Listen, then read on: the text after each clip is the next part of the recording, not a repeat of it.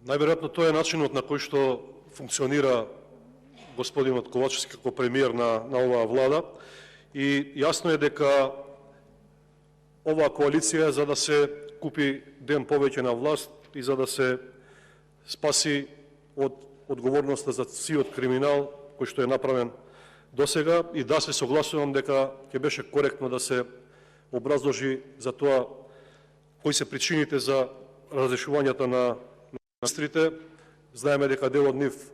поднесоа оставки и тие оставки се најверојатно дадени под притисок, затоа што не гледам причина баш